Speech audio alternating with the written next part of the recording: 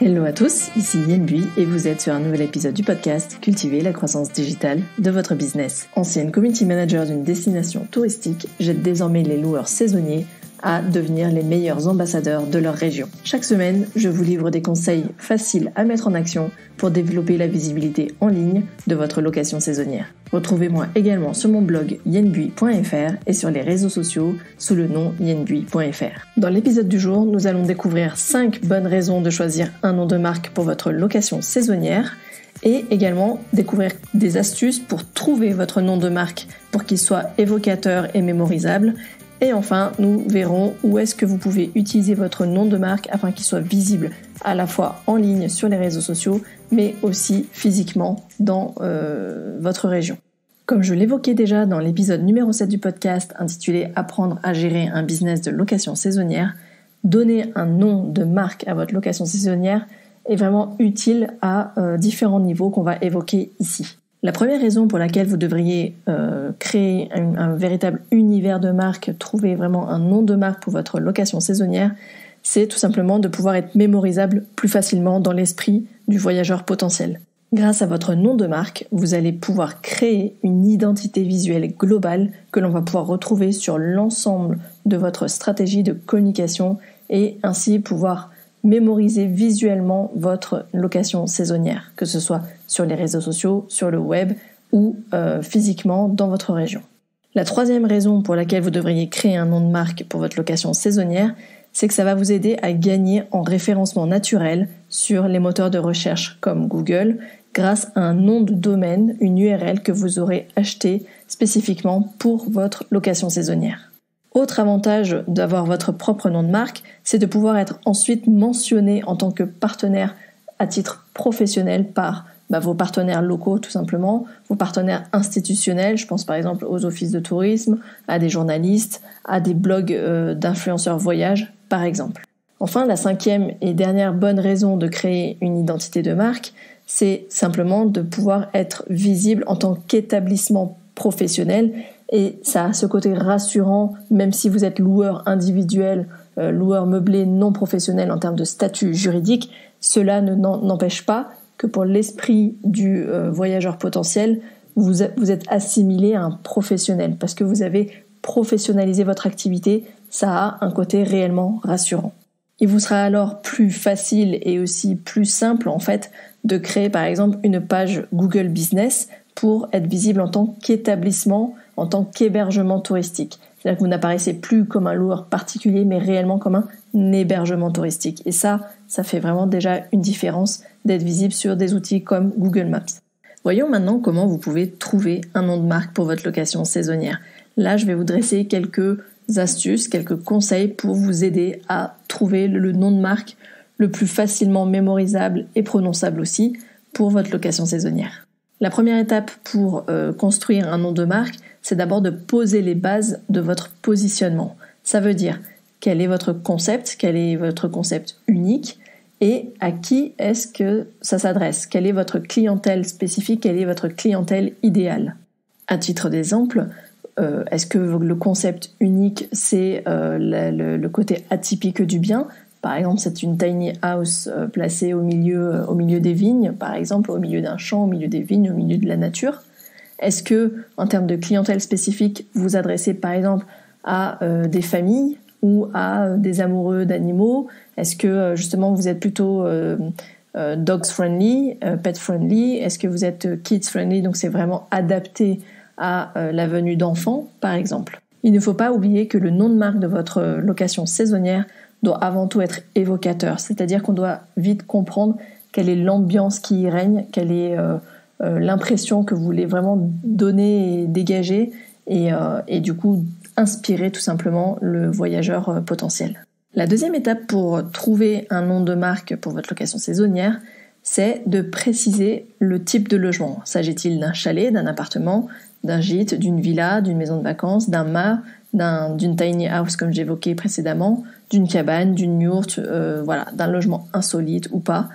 Et vous pouvez aussi préciser s'il y a une caractéristique particulière. Est-ce que par exemple la cabane est perchée dans les arbres ? Est-ce que vous bénéficiez d'une terrasse panoramique incroyable ? Est-ce que vous avez un concept vraiment unique ? Est-ce que vous vous adressez à une clientèle vraiment spécifique? Le troisième point, le troisième élément, lorsque l'on souhaite trouver un nom de marque pour sa location saisonnière, c'est vraiment d'identifier ce que l'emplacement géographique évoque. Est-ce qu'on est les pieds dans l'eau? Est-ce qu'on est ski aux pieds? Est-ce qu'on est vraiment seul au monde? Est-ce qu'on on a pris de la hauteur, on est en altitude? Est-ce qu'on est vraiment perdu au milieu de nulle part et ça évoque de la plénitude, de la zénitude? Voilà, pensez vraiment à ce que l'emplacement géographique de votre bien évoque. C'est souvent ce que font d'ailleurs les promoteurs immobiliers, notamment les résidences de vacances, qui choisissent les noms des résidences de tourisme en fonction souvent de l'emplacement. Exemple, l'orée des pistes quand on est vraiment au bord des pistes de ski. Enfin, un dernier point qui, pour le coup, est plutôt facultatif dans le choix du nom de marque pour votre location saisonnière, c'est d'y accoler le nom de la destination. Pour moi, c'est facultatif dans le nom de marque. Par contre, il devient indispensable sur les réseaux sociaux, sur le nom de votre page Facebook par exemple, etc. Vous pouvez l'accoler, mais dans le cadre du nom de marque ou de la création d'un logo, vous n'êtes pas nécessairement obligé de le mettre. En résumé, le nom de marque de votre location saisonnière doit être mémorisable et facilement prononçable. Pourquoi pas traductible, facilement traductible si vous touchez une clientèle étrangère. Il doit être évocateur, comme je l'évoquais tout à l'heure. Évocateur et différenciant. Qu'est-ce qu'il a comme caractéristique principale? Et dernier facteur, dernier critère pour un nom de marque, et pas des moindres, c'est qu'il doit être assez court, entre 3 et 4 mots, pas plus. Et enfin, pour terminer, nous allons voir où est-ce que vous pouvez utiliser ce fameux nom de marque que vous venez de créer et comment l'exploiter et l'optimiser pour gagner en visibilité avec votre location saisonnière. Voici donc la liste de plusieurs manières d'utiliser votre nom de marque. Tout simplement déjà sur un logo, c'est-à-dire que vous pouvez tout à fait créer un logo pour aller au bout de l'idée et du concept. Un logo qu'on va retrouver sur votre site web, mais aussi sur vos flyers, que ce soit les vôtres ou ceux de vos partenaires, parce que de vos partenaires stratégiques avec lesquels vous avez négocié un partenariat commercial. On va aussi pouvoir retrouver le nom de votre location saisonnière tout simplement dans le mot de passe Wi-Fi de votre location. Ça permettra en fait de faire un clin d'œil et puis finalement de rappeler régulièrement à différents endroits qu'il existe un nom de marque et c'est comme ça que vous voulez être nommé et identifié. Vous pouvez aussi du coup le rappeler dans votre signature de mail. Ce sera du coup vraiment toujours visible et vraiment ancré dans l'esprit de votre client voyageur, parce qu'à force de le voir, il va vraiment mémoriser le nom de votre marque.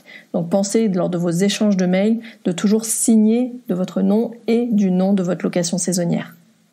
Vous avez aussi la possibilité de personnaliser votre linge de toilette, vos serviettes, vos gants de toilette, vos draps, tout ce qui peut être personnalisable chez vous dans votre location saisonnière.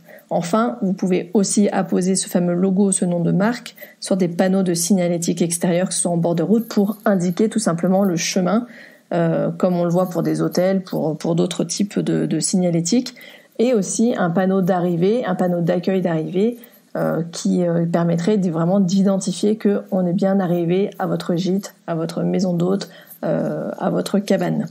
Une dernière idée qui est en fait quelque part un peu évidente, mais qui finalement peu y penserait, c'est tout simplement de laisser un cadeau de bienvenue.